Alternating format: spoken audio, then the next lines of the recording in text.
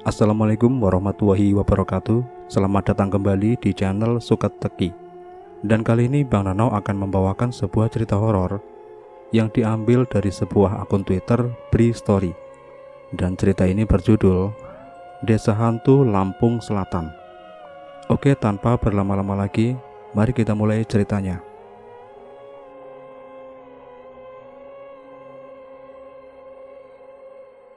Lampung 1998. Hati-hati bang, udah malam ini. Kenapa nggak besok lagi aja nariknya? Tanggung man, setoran masih belum setengahnya ini. Nanti bos marah. Nyaris jam 11 malam, ketika aku masih berada di pelabuhan Bakahuni Lampung, percakapan dengan Iman, rekan sejawat, sejenak membuyarkan lamunan. Ya begitu. Sudah menuju tengah malam, tetapi aku belum dapat memenuhi target setoran. Setengahnya pun belum, makanya aku memaksa untuk bekerja sampai larut malam seperti ini. Padahal sebelum-sebelumnya, paling malam sekitar jam 9 malam sudah selesai. Sudah nyaris 10 tahun aku bekerja sebagai supir travel dengan trayek Bakahuni Bandar Lampung. Sudah terbilang banyak makan asam garam, merasakan pahit getirnya pekerjaan ini. Entah kenapa, beberapa hari belakangan penumpang sungguh sepi. Bisa dihitung dengan jari ketika mobilku terisi penuh, yaitu 12 penumpang. Dapat 5 penumpang saja sudah bagus. Malahan, malam ini baru hanya ada 1 penumpang yang kudapat. Dia sudah duduk gelisah menunggu di mobil. Sudah cukup lama bersabar menungguku mencari penumpang lain. Angin malam di pelabuhan ini berembus pelan, tapi dinginnya makin terasa menembus kulit. Aku yang duduk di tembok memanjang di pinggir terminal masih terus menunggu dengan sabar datangnya penumpang. Syukurlah, jam 11 lewat sedikit ada kapal merapat yang datang dari pelabuhan Merak. Pasti bakal ada calon penumpang untukku. Dari jauh, aku perhatikan memang banyak penumpang yang turun dari kapal. Secerca harapan makin terang ketika kalau diperhatikan banyak yang berjalan ke arah di mana tempat mobilku terparkir. Masa iya nggak ada yang jadi penumpangku? Tapi satu persatu yang datang hanya lewat saja. Ada yang ke tempat penjemputan mobil pribadi. Ada juga yang langsung menuju terminal bis besar. Belum ada yang datang dan masuk ke mobil travelku. Duh, nggak dapat penumpang lagi nih. Sialan. Aku bergumam sendirian ketika akhirnya gak ada satupun orang yang masuk ke dalam mobilku. Marah pun tidak. Beberapa menit kemudian, jalur keluar penumpang kembali kosong. Akan ramai lagi kalau ada kapal yang merapat. Itu yang terus jadi perputaran nasib dan rezeki buat aku dan teman-teman seprofesi. Tapi di tengah-tengah kegalauan, dari jauh aku melihat ada penumpang yang datang sendirian, menyusuri jalur penumpang, datang dari pintu keluar. Penumpang ini sangat menarik perhatian karena biasanya akan ada sopir atau kernet travel yang mendekati. Tapi kali ini enggak. Sama sekali enggak ada orang yang menawarkan angkutan yang akan mengantar ke tempat tujuan. Dia terus berjalan sendirian dengan tas kecil di tangannya. Pandangan terus mengikuti pergerakannya yang bergerak terus menuju tempat parkir kendaraan travel. Aku makin penasaran. Remang-redup lampu area parkir ini sedikit banyak membuat aku harus berusaha keras untuk menajamkan mata untuk terus memperhatikan. Loh, kok dia berhenti di situ? Aku bergumam sendiri ketika akhirnya si penumpang menghentikan langkah tempat di samping mobilku. Dia berhenti diam. Melihat itu, aku langsung mematikan rokok lalu buru-buru berdiri, kemudian berjalan menghampiri. Mau kemana pak? Tanyaku ketika akhirnya sudah ada di hadapannya. Lelaki 40 tahunan, berperawakan tinggi kurus, mengenakan kemeja berwarna gelap dan celana kain, layaknya karyawan baru pulang kantor. Kesini bisa bang? Dia menjawab sambil tangannya menyodorkan secari kertas, lalu aku pun mengambilnya. Memperhatikan sebentar, ternyata di dalamnya ada beberapa baris tulisan tangan yang nyaris tak bisa terbaca dengan jelas. Ini apa pak? Tanyaku agak kebingungan. Alamat, bisa antar saya ke sana, jawab bapak itu lagi. Sekali lagi aku perhatikan kertas ini Ternyata benar, itu adalah barisan kata yang membentuk alamat tujuan. Alamatnya nggak tertulis lengkap, hanya nama desa dan beberapa patokan yang harus dilewati kalau ingin menuju ke sana. Alamatnya kurang lengkap, Pak. Tapi Bapak tahu jalan ke sananya kan? Tanyaku lagi. Iya, tahu. Nanti saya pandu. Bisa antar saya ke sana? Oh, bisa Pak, bisa. Aku pun menyanggupi. Ya lumayanlah, daripada hanya dapat satu penumpang, kan lebih baik dapat dua. Lagi pula, tujuan yang dia maksud aku perkirakan letaknya gak jauh dari jalan besar, jalan lintas Sumatera yang sudah biasa aku lalui. Tapi nanti ada beberapa teman saya yang akan ikut. Mereka menunggu di jalan yang mengarah ke sana. Gak apa-apa. Bapak itu bilang begitu. Oh, ya gak apa-apa Pak. Baguslah malah. Ya tentu saja aku senang mendengarnya. Jadinya nanti akan ada tambahan penumpang lagi. Lumayan kan? Saking senangnya, aku jadi gak menanyakan lagi berapa jumlah teman yang akan ikut nanti. Biar sajalah, makin banyak makin bagus. Oh, oke Pak, silakan masuk. Kita berangkat sebentar lagi. Bapak itu pun langsung masuk lewat pintu samping. Sementara penumpang yang satu lagi, aku lihat sudah dalam posisi tidur di kursi tengah. Ya sudahlah, aku langsung bergegas menuju kursi pengemudi, lalu kemudian menyalakan mesin. Malam mulai larut. Mendekati tengah malam, udara bergerak membentuk semilir angin berembus menerpa apapun di hadapannya. Suasana khas pelabuhan di ujung timur Sumatera. Sekali lagi aku melirik jam tangan. Angkanya menunjuk pukul 11:45 menit. Saat itulah aku mulai menjalankan kendaraan keluar pelabuhan, mengantarkan penumpang ke tujuan. Gelap pekat titik awal jalan lintas Sumatera. Aku tembus dengan kecepatan sedang. Jendela terbuka setengahnya. Berhembuslah angin malam masuk kendaraan. Melirik kaca spion, beberapa detik aku memperhatikan penumpang di belakang. Penumpang yang pertama masuk masih tertidur dengan kepala bersandar ke kaca jendela. Sementara penumpang yang satu lagi, yang masuk belakangan, masih duduk tegak tanpa bersandar. Dia di kursi tengah paling depan, dengan begitu aku bisa melihatnya dengan jelas. Beberapa belas kilometer pertama, jalanan selepas pelabuhan menanjak dan menurun, dan banyak tikungan yang menentang. Penerangan juga seadanya, kalau mau nggak dibilang gelap, hanya mengandalkan cahaya lampu kendaraan saja. Ditambah, jalanan juga bisa dibilang sepi. Lebih sepi dari biasanya. Memang sih, ini bukan akhir pekan atau masa liburan, tapi ini terhitung sangat sepi. Kendaraan yang melintas hanya segelintir yang searah denganku ataupun yang berlawanan. Sepi, benar-benar sepi. Sudah biasa seperti ini, sudah seringkali menyusuri jalanan sepi tengah malam. Aku hanya harus tetap fokus dan konsentrasi. Bang, aku berhenti di depan saja, di kali Anda. Tiba-tiba aku dikagetkan oleh suara salah satu penumpang. Sontak aku pun langsung melirik spion untuk melihat ke belakang. Ternyata yang bilang begitu adalah penumpang yang sejak tadi tertidur, yaitu penumpang pertama.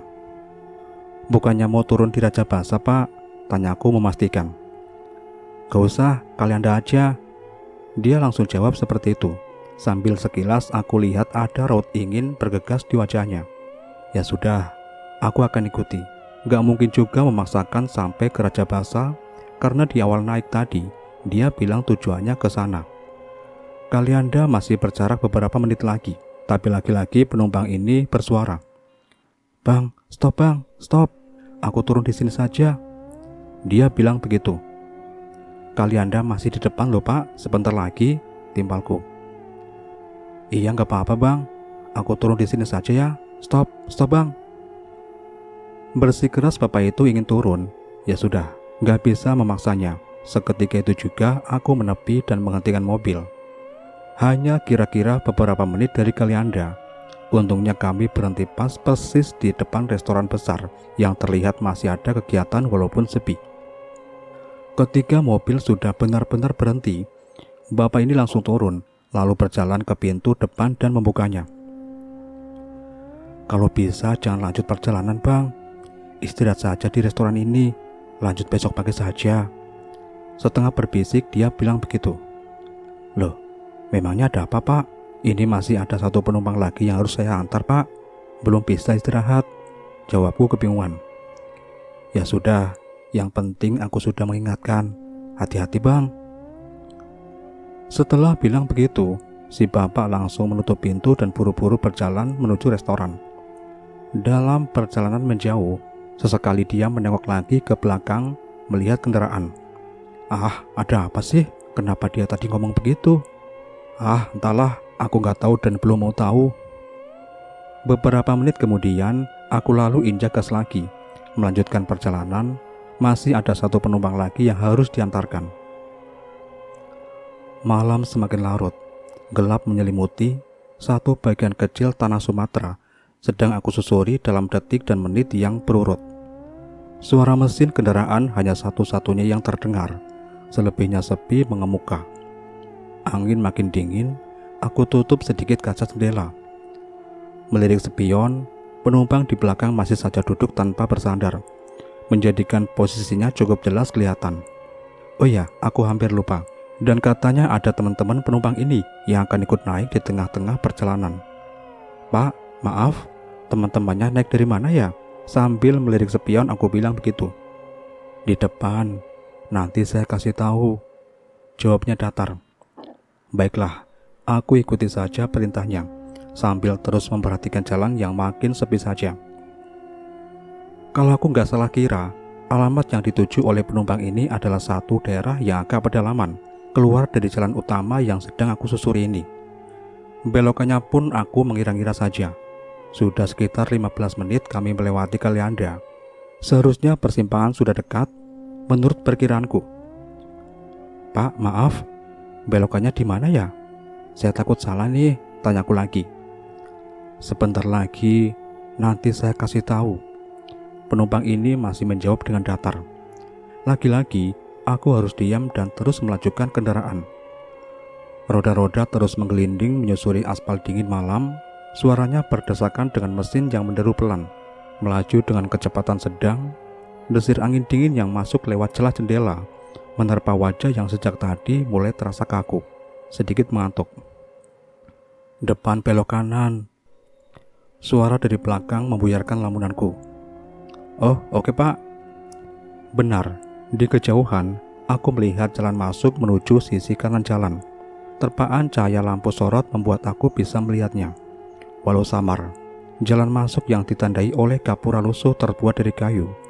Setelah sudah sampai persis di depannya, aku memutar setir mobil ke kanan. Yang tadinya sudah sepi dan gelap, makin menjadi ketika kendaraan sudah berbelok ke kanan, masuk ke jalan yang gak selebar jalan utama, namun masih tetap beraspal. Itu teman-teman saya. Baru beberapa belas meter melewati gapura, penumpang di belakang bilang begitu. Aku gak menjawab, malah memicingkan mata coba melihat kejauhan, sampai batas terjauh lampu kendaraan. Benar, aku melihat ada sedang berdiri di pinggir jalan. Aku menebaknya ada sekitar 4 atau 5 orang. Mereka berdiri di malam gelap. Ini orangnya pak, tanyaku lagi. Iya itu. Aku mengurangi lagi kecepatan yang memang sudah pelan sejak belok tadi. Beberapa menit kemudian, aku hentikan kendaraan tepat di depan orang-orang ini dan menghitungnya lagi. Benar ada 4 orang, 3 laki-laki dan 1 perempuan, semuanya setengah baya. Aku langsung turun lalu berjalan menuju pintu penumpang untuk membukakan pintu. Satu persatu mereka masuk, lalu duduk di kursi kosong, tapi nggak ada satupun yang duduk di depan. Senang rasanya melihat isi mobil yang hampir penuh. Setelah dari titik pemberangkatan tadi hanya terisi 2, kemudian tinggal 1 penumpang. Tujuannya masih sama pak? Tanyaku sambil melirik spion. Masih, jawab si bapak pendek. Ya sudah, aku lalu mulai injak gas lagi perlahan. Jalanan yang sedang kami lalui ini bukan jalan utama, sudah bukan termasuk jalan lintas Sumatera. Jadi ada beberapa perbedaan, lebih sempit, aspal yang gak terlalu bagus, dan tentu saja lebih gelap. Bisa dibilang merupakan jalan kampung. Pemandangan kiri kanan hanya pepohonan rapat dengan sesekali ada perumahan penduduk yang jaraknya nggak berdekatan. Di luar nggak ada angin, terlihat dari pepohonan yang nyaris semuanya nggak ada pergerakan. Tapi udaranya dingin, cukup untuk merasuk menembus kulit. Jendela aku tutup sedikit lagi, hanya menyisakan ruang kecil agar asap rokok bisa keluar. Alamat yang sedang dituju ini seharusnya aku sudah tahu. Karena ingat kalau entah kapan, aku pernah masuk ke jalan ini juga mengantar penumpang, tapi waktu itu masih ada matahari. Kali ini situasinya sangat berbeda, malam hari. Dan juga tujuan penumpang ini malah lebih jauh lagi, terus masuk ke pedalaman. Tapi walaupun begitu, jalannya masih bisa untuk dilewati. Ini masih jauh ya Pak? Tanyaku ketika sudah mulai ada pertanyaan dalam kepala. Masih. Nanti saya kasih tahu. Ada keanehan lain. Di belakang sama sekali nggak ada percakapan, saling diam satu sama lain, padahal katanya mereka semua berteman. Tapi lama-kelamaan aku nggak terlalu memikirkan itu. Lebih memilih fokus untuk memperhatikan jalan, karena makin lama jadi mulai menyeramkan. Ditambah jalan aspal sudah berganti dengan jalan tanah sejak beberapa menit yang lalu. Yang tadinya masih ada rumah penduduk walaupun jarang, sekarang sama sekali nggak ada rumah atau bangunan lainnya. Hanya banyak pepohonan dan semak belukar yang jadi pemandangan di kanan kiri. Gelap, jangan ditanya lagi. Penerangan hanya berasal dari sinar lampu mobilku saja. Aku yakin kalau saja mobilku mati, gelapnya akan sangat total. Lalu mau kemana sebenarnya kami ini? Desa terakhir yang sudah pernah aku kunjungi sebelumnya sudah terlewati beberapa menit yang lalu. Setelah itu sama sekali aku nggak kenal daerah ini. Sama sekali belum pernah kesini sebelumnya. Belok kanan ya. Suara penumpang belakang memecah sepi. Suaranya pelan tapi cukup membuat aku kaget. Nggak menjawab apa-apa. Aku ikuti omongannya, berbelok ke kanan. Roda mobil terus berputar, menelusuri jalan sepi ini menembus malam. Sekitar 50 meter setelah belokan tadi, aku melihat ada gapura lagi. Sangat samar karena bentuknya sudah kusam dan sepertinya berlumut. Gak jelas karena gelap dan sambil jalan. Aku jadi gak bisa membaca tulisan yang ada di gapura ini. Terus injak gas, perlahan, aku perlahan melewati gapura yang sepertinya merupakan batas suatu desa. Entah desa apa itu. Berhenti. Tiba-tiba salah satu penumpang bilang begitu. Aku langsung menginjak rem. Di sini Pak, tanyaku. Iya. Padahal kanan kiri jalan sama sekali nggak ada rumah atau bangunan. Tapi kok ada satu penumpang yang turun di sini? Aku memutuskan untuk tetap duduk di balik kemudi, nggak mau turun. Agak ngeri tempatnya.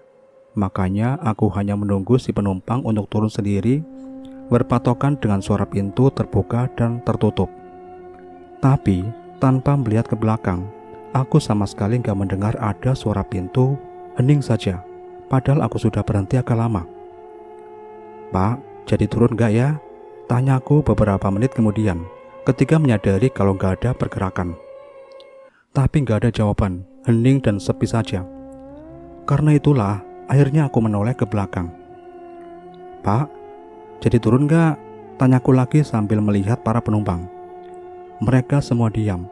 Karena gelapnya ruang, aku jadi sama sekali nggak bisa melihat wajah mereka satu persatu dengan jelas. Gelap, hanya siluet hitam bayangan yang tertangkap mata. Pak, sekali lagi aku bertanya. Masih nggak ada jawaban. Tapi, aku akhirnya menemukan keanehan yang mendadak membuat merinding. Nggak sengaja aku menghitung penumpang itu. 1, 2, 3, 4. Hanya ada 4 penumpang. Harusnya kan 5. Kemana yang satu penumpang lagi? Sudah turunkah? Kapan? Karena sebelumnya sama sekali aku belum berhenti menurunkan penumpang. Kemana dia? Sudah turun, baru saja. Dalam gelap, salah satu penumpang aku gak tahu yang mana, itu bilang begitu. Sudah turun? Kok aku gak mendengar pintu terbuka Pak? Apalagi melihat orangnya turun? Mulai timbul kecemasan. Siapakah yang jadi penumpang ini sebenarnya? Cuma satu yang turun Pak, tanyaku. Iya, ada yang menjawab. Laki-laki aku nggak tahu yang mana. Aku kemudian kembali menginjak pedal gas. Kendaraan melaju sangat pelan, sengaja seperti itu. Beberapa belas meter setelah mobil bergerak, aku akhirnya melihat ada bangunan di sebelah kanan jalan. Bangunan yang sepertinya merupakan rumah penduduk. Tapi lagi-lagi karena gelap, aku hanya bisa melihatnya dalam bentuk hitam siluet. Setelah rumah pertama, beberapa menit berikutnya aku melihat ada rumah lagi dengan bentuk yang nyaris sama. Lagi-lagi aku melihatnya dalam bentuk siluet hitam. Nah, ketika sudah masuk ke desa ini tadi, entah kebetulan atau enggak, bulan memancarkan sinarnya cukup terang. Jadinya aku agak bisa melihat sekitar agak jelas. Tapi walaupun begitu, aku melihat rumah-rumah ini tetap saja enggak terlalu jelas, hanya hitam. Di depan berhenti, salah satu penumpang bilang begitu. Di sini Pak, tanyaku memastikan. Iya, jawab yang di belakang lagi. Aku perlahan menginjak rem, menghentikan kendaraan. Kali ini aku melirik spion, coba memperhatikan pergerakan di belakang, dan menajamkan pendengaran supaya bisa mendengar suara pintu kalau dibuka dan ditutup. Gelap, tapi aku masih bisa melihat ke belakang. Pergerakannya terlihat, salah satu penumpang memang bergerak menuju pintu. Tapi, beberapa belas detik kemudian, yang padahal aku menunggu suara pintu terbuka, ternyata nggak ada. Sama sekali nggak ada suara pintu. Tiba-tiba, sudah Pak. Nah, apa lagi nih? Sontak aku menoleh ke belakang, ternyata benar. Hanya tinggal 3 penumpang lagi. Gimana caranya penumpang tadi turun? Karena pintu sama sekali nggak terbuka. Di sini aku mulai makin ketakutan. Aku makin merasa kalau ini ada yang aneh. Gak menunggu perintah lagi, aku langsung injak gas, kali ini agak cepat. Masih sama, kanan kiri masih sangat sepi, dengan rumah-rumah hitam terlihat beberapa kali di kanan kiri. Sungguh merupakan desa yang sangat aneh, seram, karena aku baru sadar kalau dari awal tadi sama sekali gak ada lampu yang menyala, gelap semuanya.